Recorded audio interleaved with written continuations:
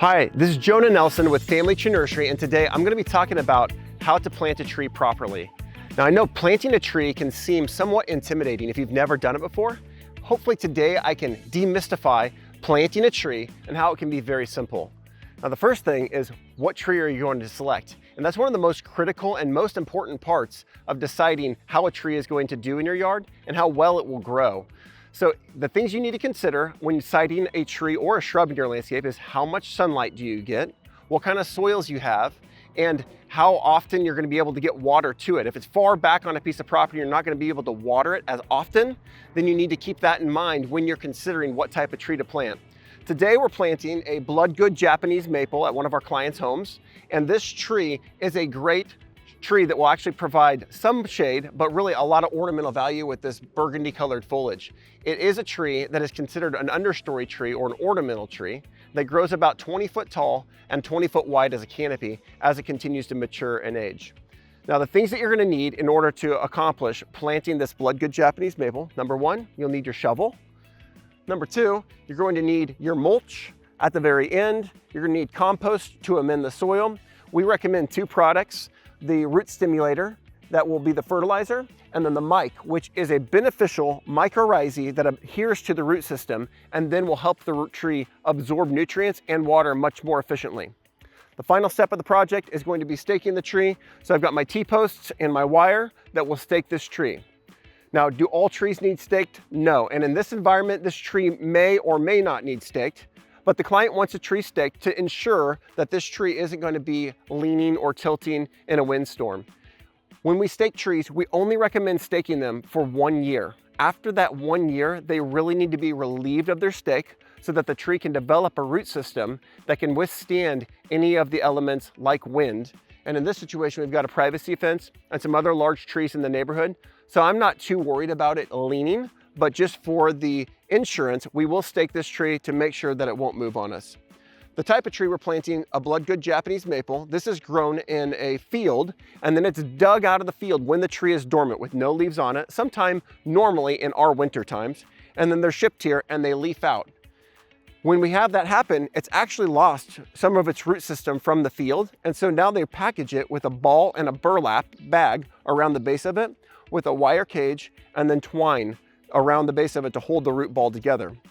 So what I will do is I'm going to move the tree to the side. We're going to dig a hole twice as wide as that root ball because we're planting in a landscape bed here.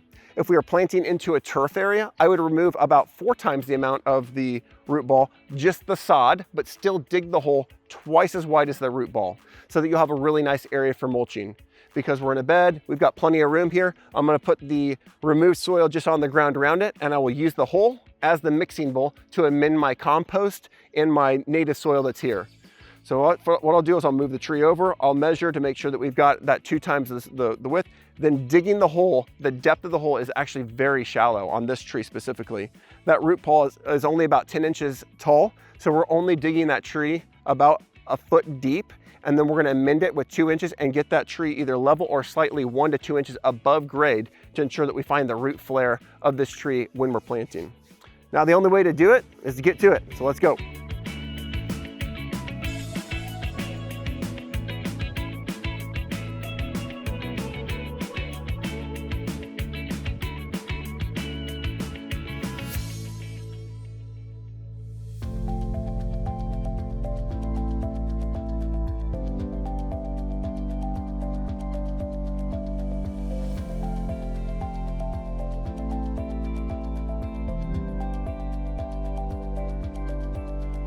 All right, so we've dug the hole now twice as wide as the root ball and just to the depth of the bottom of that root ball.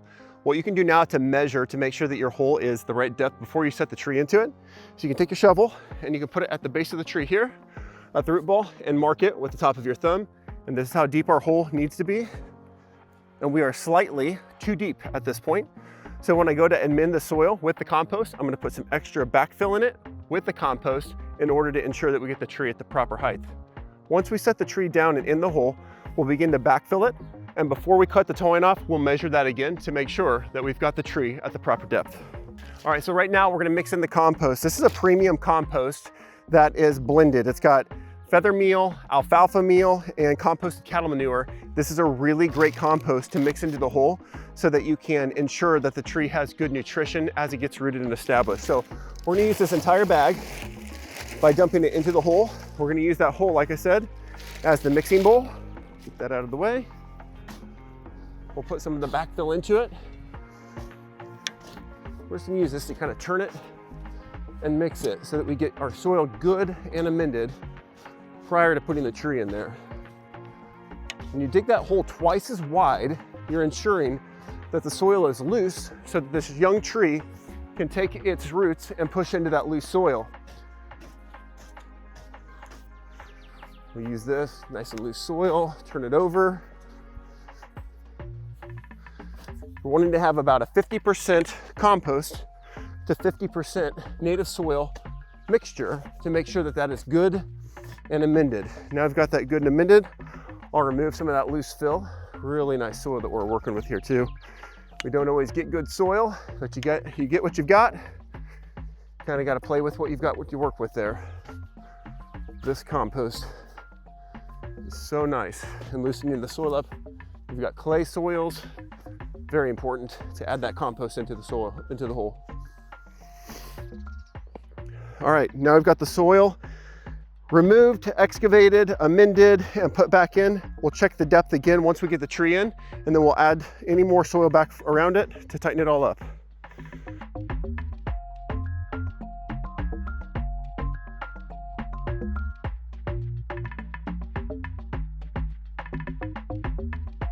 Okay, I've got the tree in the hole now. I've got it set to about the depth I think I want it at. But one important thing to know is that when you're planting your tree, you want to check it to make sure that you've got the side facing out towards your viewpoint that you like the best. So I'm actually going to step back. I'm actually going to walk back towards the house and go back by their back door where they're going to be viewing it so that I can see if this is the side that I want facing out.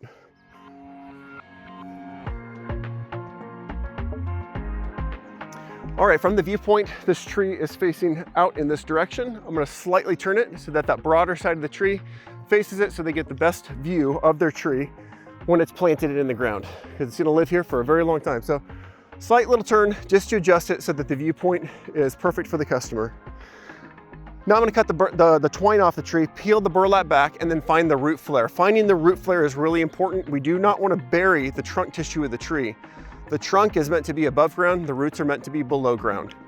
If we cover up the trunk with some of the soil here, we could risk rotting the trunk against the tree. So we want to make sure that that soil is at the level of that root flare, and I'll show you what that looks like once we discover it.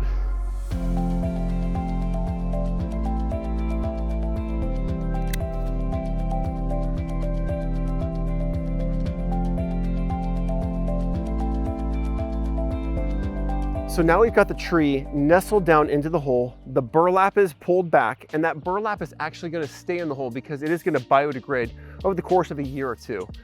On some trees, we'll actually leave the wire cage on. I pulled it off of this one because it was very easy to remove.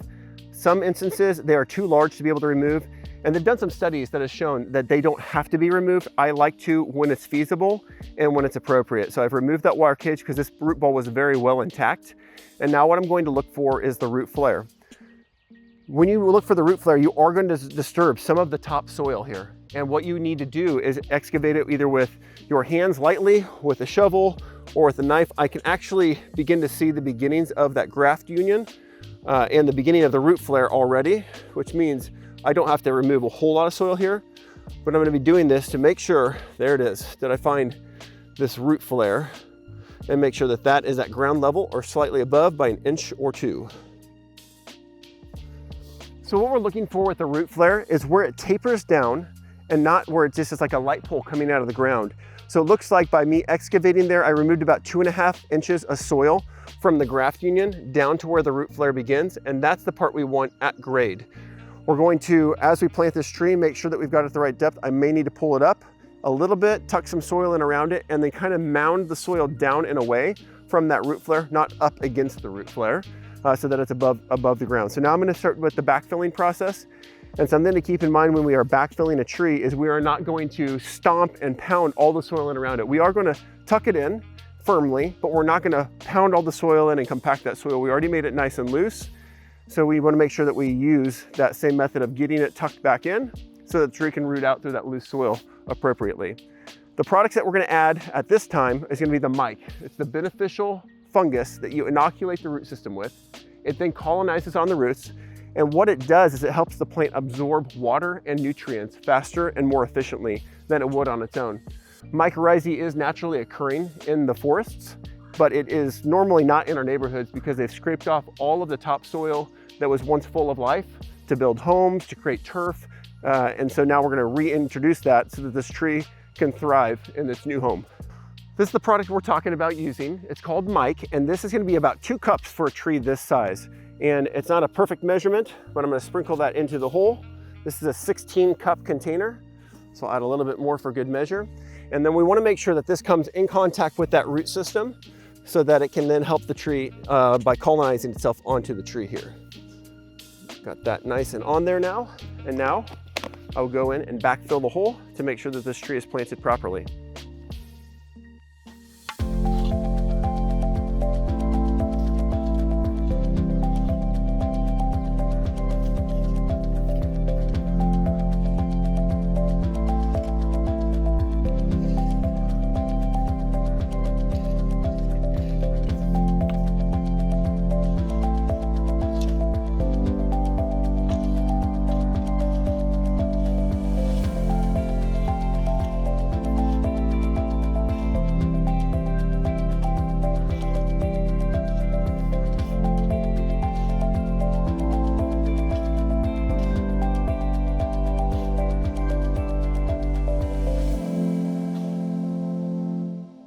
Next, we're going to apply a root stimulator to the plant to make sure that we get it the proper nutrition as it's getting established. This root stimulator should be applied once a month the first growing season to get the plant started and rooting well.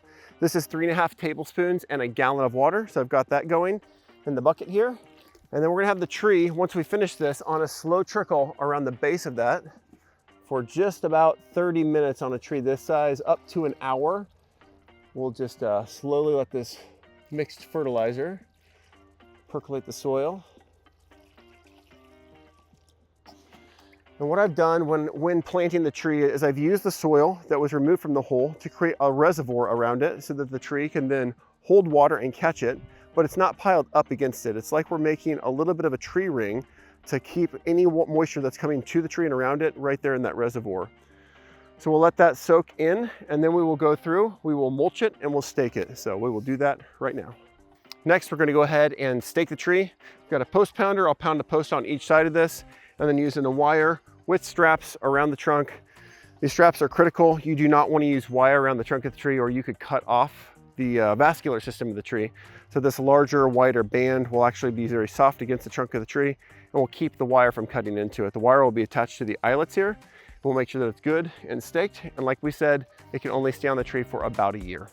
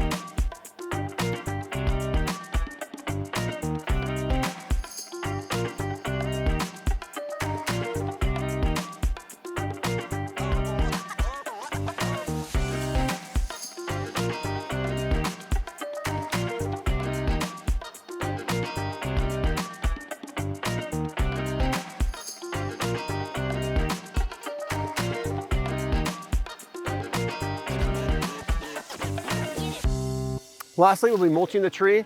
We like to use a cedar mulch. It's a really good premium mulch. There won't be any weeds or any excess in this bag other than dyed cedar mulch. So we're gonna put that around the base of the tree. We're putting on about 2 inches to, again, help hold in moisture but also just to top dress this area and keep it as weed free as we can.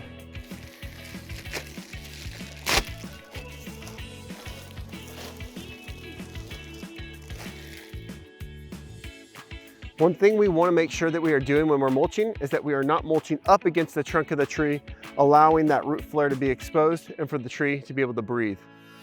And that's how we plant a tree at Family Tree Nursery. You can check us out on our website, familytreenursery.com, or you can check us out on Instagram and Facebook. We also offer these services in our store where we can come to your yard and install a tree for you today. We look forward to seeing you soon.